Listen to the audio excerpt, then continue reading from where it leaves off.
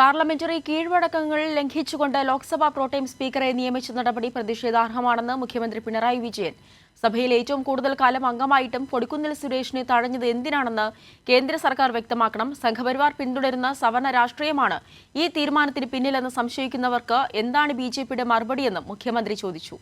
കൂടുതൽ വിവരങ്ങളുമായി വിജിൻ വായന്തോട് ചേരുന്നുണ്ട്. വിജിൻ, എന്തൊക്കെയാണ് വിശദാംശങ്ങൾ ഇത് സംബന്ധിച്ച്?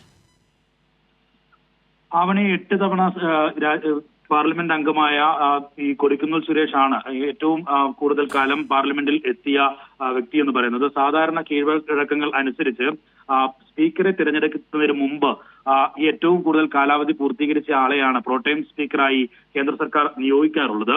ഇപ്പോൾ അതിന് വിരുദ്ധമായാണ് ബി.ജെ.പി. നേതാവും ബി.ജെ.പി. സ്പീക്കറുമായ ആളിനെ ഈ പ്രോടേം സ്പീക്കറായി നിയമിച്ചത്. ഇത് പ്രതിഷേധാർഹമായ കാര്യമാണ് എന്നാണ് മുഖ്യമന്ത്രി വ്യക്തമാക്കുന്നത്. സഭയിൽ ഏറ്റവും കൂടുതൽ കാലം അംഗമായിട്ടും മാവേലിക്കര എം.പി. കൊടിക്കുന്നിൽ സുരേഷിനെ തഴഞ്ഞത് എന്തിനാണ് എന്ന് കേന്ദ്ര സർക്കാർ വ്യക്തമാക്കണമെന്നും മുഖ്യമന്ത്രി പ്രസ്താവനയോടെ ആവശ്യപ്പെടുന്നു. ഒപ്പം തന്നെ സംഘപരിവാർ പിന്തുണ സവർണ രാഷ്ട്രീയത്തിനാണ് ഈ തീരുമാനത്തിന് പിന്നിൽ, അതിന്റെ ഒരു ഭാഗമാണ് ഈ തീരുമാനം എന്ന കാര്യം സംശയിക്കുന്നവർക്ക് ബി.ജെ.പിയുടെ മറുപടി എന്താണ് എന്ന കാര്യവും വ്യക്തമാക്കണമെന്ന് ബി.ജെ.പിയുടെ മുഖ്യമന്ത്രി പ്രസ്താവനയോടെ ആവശ്യപ്പെടുന്നു. പാർലമെന്ററി ജനാധിപത്യത്തിന്റെ എല്ലാ മര്യാദകളും സഭയിലെ കീഴ്വഴക്കങ്ങളെയും അംഗീകരിക്കില്ല എന്ന ധാർഷ്ട്യമാണ് ബി.ജെ.പിക്കുള്ളത്.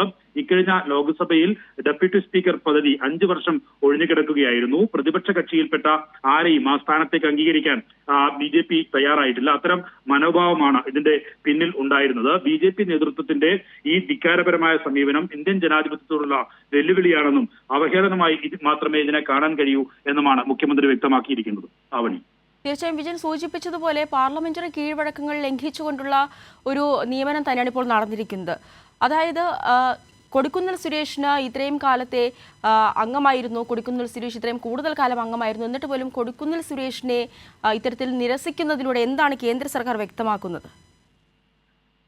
തീർച്ചയായും ആവണി, ഇതിൽ ഏറ്റവും പ്രധാനമായി കാണേണ്ടത് സ്പീക്കർ സ്ഥാനത്തിനായുള്ള പിടിവലി ഇപ്പോഴും എൻ.ഡി.എയിൽ നടന്നുകൊണ്ടിരിക്കുകയാണ്. ടി.ഡി.പിയും അതുപോലെ തന്നെ ജെ.ഡി.യുവും ഒക്കെ ഇതിനുള്ള ആവശ്യം ഉന്നയിച്ചിട്ടുണ്ട്. ആ ഒരു നിലയിൽ ഇത്തരത്തിൽ പ്രോടേം സ്പീക്കറായി ഈ കോൺഗ്രസിൽ നിന്നുള്ള ഒരംഗം, തങ്ങൾ ബി.ജെ.പിയുടെ അല്ലാത്ത ഒരംഗം വന്നാൽ അത് പ്രതിസന്ധിയാകും എന്ന വ്യക്തമായിട്ടുണ്ടായിരുന്നു. അതിന്റെ ഭാഗമായിട്ടാണ് ഇത്തരത്തിലുള്ളൊരു നടപടി ഈ ഇത്രയും കാലം പാർലമെന്റ് അംഗമായ ഒരാളെ തഴഞ്ഞുകൊണ്ട് ബി.ജെ.പി. സ്വീകരിച്ചതിലൂടെ നടപ്പിലാക്കിയത്. എന്തായാലും കഴിഞ്ഞ തവണ പ്രതിപക്ഷ നേതാവോ അതുപോലെ തന്നെ ഈ ഡെപ്യൂട്ടി സ്പീക്കറോ പാർലമെന്റിൽ ഉണ്ടായിരുന്നില്ല. ഇതും പ്രതിപക്ഷ നേതാക്കൾക്ക് നൽകുന്ന കീഴ്വഴക്കമാണ് ഉണ്ടായിരുന്നത്. അത് ഒഴിവാക്കിക്കൊണ്ടുള്ള ഒരു നടപടിയായിരുന്നു, പ്രതിപക്ഷത്തെ പൂർണ്ണമായും അംഗീകരിക്കാത്ത നടപടിയായിരുന്നു ബി.ജെ.പി. സർക്കാരിന്റെ, മോദി സർക്കാരിന്റെ ഭാഗത്തുനിന്നുണ്ടായിരുന്നത്. ഇപ്പോൾ കൊടിക്കുന്നിൽ സുരേഷ് ഒരു SC/ST വിഭാഗത്തിൽപ്പെട്ട ആളാണ് എന്നുള്ള കാരണം കൂടി ആണോ ഇതിന് പിന്നിൽ എന്ന സംശയവും നേരത്തെ തന്നെ ഉന്നയിച്ചിരുന്നു.